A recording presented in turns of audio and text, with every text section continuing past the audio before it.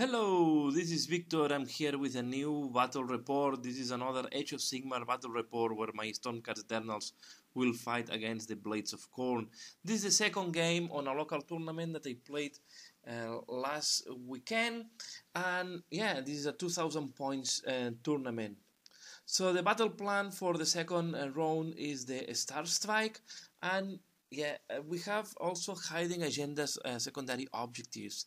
So I choose, as is it secret, I choose to kill the 3 enemy battle lines as part of the secondary objective. This gives you some additional points for the tournament. So my list, I have the Lord Relictor on who is my general, and have the common trait Staunch Defender, and also have the Prayer of Translocation Lord Celestin. Then I have a Lord Arcanum, a Knight Incantor, Lord Celestin on Dracoth, the Knight Venator, and as units I have 5 Evocators, 1 unit of 10 Liberators, 2 units of 5 Judicators, Retributors, and Liberators. And I have the Endless Spell and Dice Arcanum. My opponent is playing Blades of Khorne, and they are led by Archaon the Ever-Chosen. He has 3 Blood Priest, 1 Blood Sequitur, 2 units of 10 Blood Reavers, 1 unit of 10 Blood Warriors, and a Great Unclean One with the Bell to move faster and his units. So we go to deployment and turn 1, and as I say, we play a Starstrike. So I keep as much as I can on the skies, in the sky. So I just deployed my Judicators, most likely in the middle, together with the Lord Relictor and as well the Venator. So I just deployed Judicators, Venator, Relictor, and the Incantor. I have 12 units, I deployed 6. So here you have the deployment again from my opponent. He deployed the Reavers in the flanks, and in the middle he has everything. He has the 10 Blood Warriors with all the priests, the Blood Sequitur really in the middle, Archaon, the Ever-Chosen, and the Great Unclean One in the middle. Here we see another view. The Lord Venator, the Knight Venator I prefer to deploy from the beginning, so he's quite fast to move, and I can redeploy him quite fast. The Lord Relictor with the Translocation is also quite a nice unit, and the Knight Incantor with the Dice Arcanum also can move quite fast. And then the Judicators, they don't need to move fast, they need to shoot. So I decide to put all my shooting to see how much I can damage before they get too close and for the close combat. Here's the flank where I try to... He started, so he decided to retreat with the Reavers, so he's not going to... he knows that the Reavers will... can die very easily in front of the Judicators. And then he advanced in the middle very aggressively with Archaon and the Great Unclean One.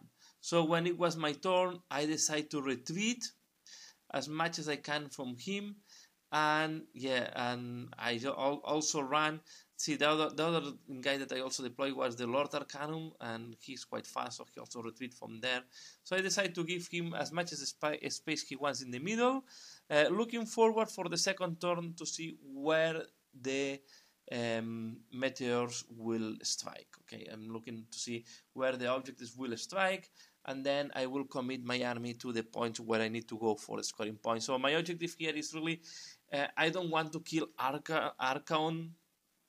I just want to entertain him as much as I can, focusing my army in killing the other parts of killing the Reavers, the Blood Warriors. That is what it will give me the secondary objectives, and trying to kill most likely the Great Unclean One. So really my focus is to kill everything except Archaon, and try to entertain Archaon as much as I can, and trying to move him out of the objective. So this was the end of the turn 1. He moved quite aggressively. I ran, and I tried to move as far as I can from Archaon. I shoot the special arrow from Knight Venator on the Great Unclean One. So my objective was really to damage the Great Unclean One. I failed again. And that's all. And the other thing that I forgot to mention is in my turn 1, I also did that. I did translocation on the unit of 10 judicators that were in the middle. So I move all my judicators on this flank, and from there I start shooting to the rivers to start killing some of them. But as I said, I was playing quite conservative on this turn 1. Here is the other flank, and then some rivers were killed with the shooting of one unit. The one unit of judicators was out of range, and the other one was I just translocated at 24 inches so they can shoot on the rivers. And with that we go to the turn 2, and here I had the initiative, so I was able to have a double turn. So the comet just landed in the middle of the battlefield, and this was not a very good news. Because if I want to score this comet, yeah, I will need to go there and try to. I will need to sacrifice some units. So I decide, why not sacrifice the unit of 5 liberators? It's 100 points. They will score 2 points because I will have more than him next to the objective. I will score these 2 points for turn 2, and I think at the same time I will be able to entertain a little bit Archon. Okay. In the meantime, I just deploy that. I keep the rest of the army in the sky, waiting to see where the other 2 objects will fall, and I just move to the flanks to really damage and try to kill the rivers. So as you can see in this flank here, the one that is close to the picture, the rivers are really destroyed in the shooting phase. And in the other side, I just move the Knight Venator so he can start shooting at them. With the high mobility, they will have hard time to charge. And I just put the unit of 5 liberators and there in the middle. So most likely, if the Archon wants to go against the liberators, it's good for me. And he will dedicate 1 turn to kill them. And in the meantime, I can use my troops for other objectives. So here we have another picture of the middle of the battlefield. And as I said, I just put the liberators in the ruins, try to have a little bit more of armor. I don't think they will survive to Archon. With that, we will go to the turn no 2 for the chaos. So he decides now to retreat again the rivers back, realizing that there is not much the rivers can do here in front of the Knight Venator. And he will start moving Archon to the middle to deal with the liberators. The priest and the block warriors remain stationary in the middle of the battlefield, and the Great Unclean One is just following Archon.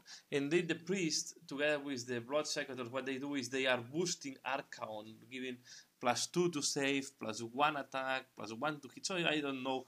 He receives he receives men boosts from the blood priest, and I think then he has a +1 attack or +1 to hit from the Great Unclean One. So it's really an army that is there to boost Archon. And then he positioned Archon at 3 inches from my liberators, and he's going to charge liberators in the close combat and kill them all at the end, right? So 5 liberators are have not any chance against Archon. So yeah, okay, I have another picture,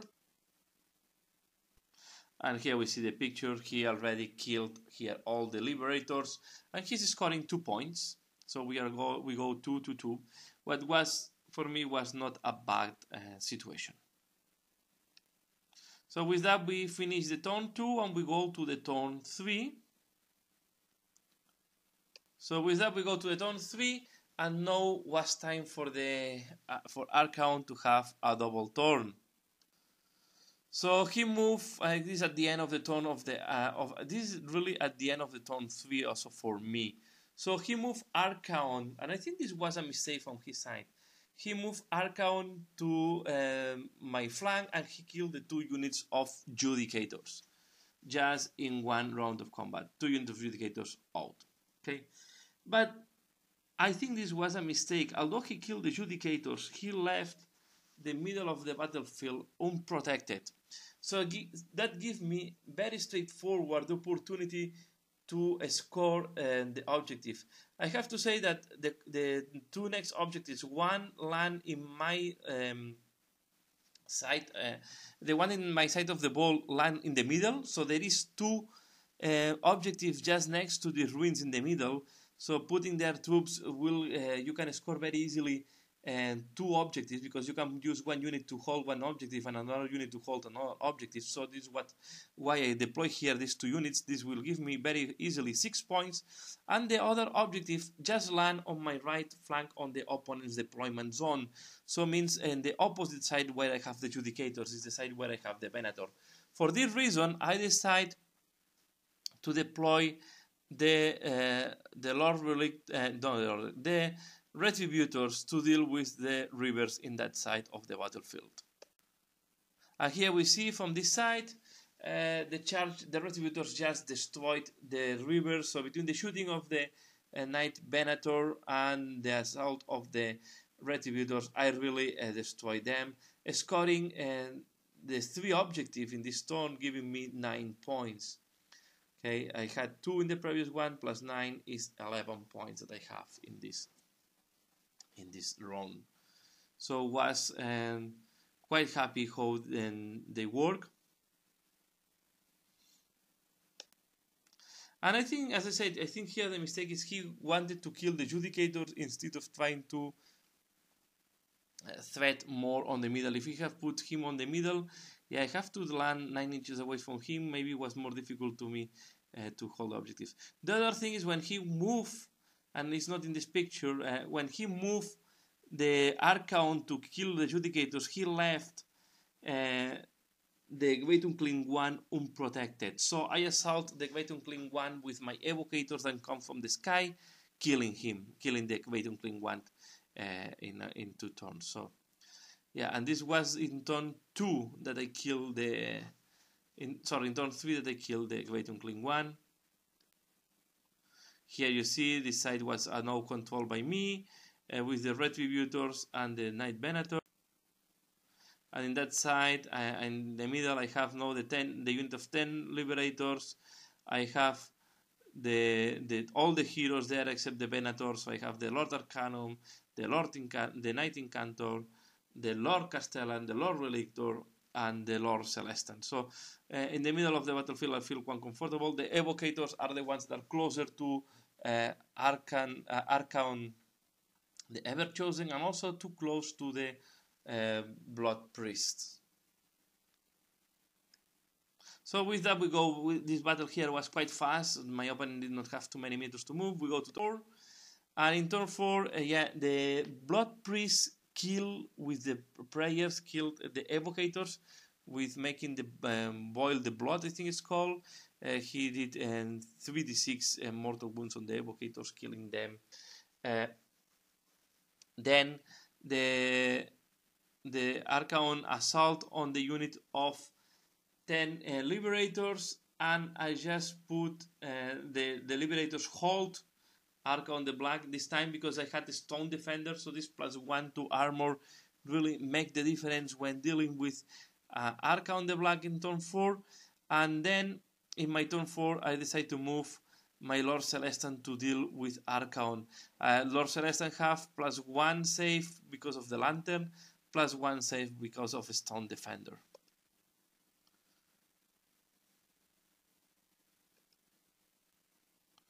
And in this side, he went to attack my Retributors with the Blood Warriors. Okay, and I just the Blood Warriors were quite far. Only a couple of them arrived against the Retributors, and the Retributors did not have any problem to deal with them. On top, I use as well the ability to translocate, and I translocate the Lord Arcanum in this flank to support. So now the Lord Arcanum can go there to deal with the Blood Warriors as well. I have to be very careful because the Blood Priests have the Prior that can deal a lot of mortal wounds, and the Knight Venator is also there in case they need some additional support. So here we have the combat in that side. I was not too concerned, and I really was, even if he was scoring 3 points here, no, 4 points in the turn 4. I was scoring the 2 objectives in the middle because he had no way to put more militors than me in the middle of the battlefield. And here in the middle of the battlefield, the Liberators were able to keep in position the Archon, and now the Lord Celestin with +2 to the armor save, the rolling ones, yeah, he was really difficult to be wounded. Only if he was lucky with the sword and killing him with a double 6. So there we are in the combat in the middle. So I score at the end of the turn 4. I score again 12 points. I have was 9 plus 2, 11 plus 12, 20, 23. Okay.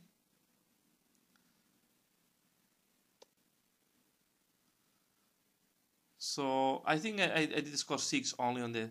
I don't know. I don't know if it was 23 or 20, but this was at least. Yeah, I think was at this moment was 20 to 5 points from my opponent. So the advantage was quite big. And I have the control here. Archon cannot move. Cannot kill my Lord Celestin unless he's rolling a double 6 on the wounds. So then, yeah, the fifth turn was quite anecdotic. He summoned the Bloodthirster at the end. The Bloodthirster killed my Lord Relictor, was more for kill points. My Retributors kill and all the Blood Warriors, and the Blood Priest tried to kill my Venator. My Venator ended up surviving against the Blood Priest. My Lord Arcanum also survived. The Retributors, I think, were killed at the end with the boiling blood from the priest. And in the middle, yeah, my Lord Celestin on the back of, although the Blood Priest was killed, he managed to survive Archon, the Ever Chosen. And we were stuck in combat. So I scored again in the fifth turn the 15 points for holding the 3 objectives.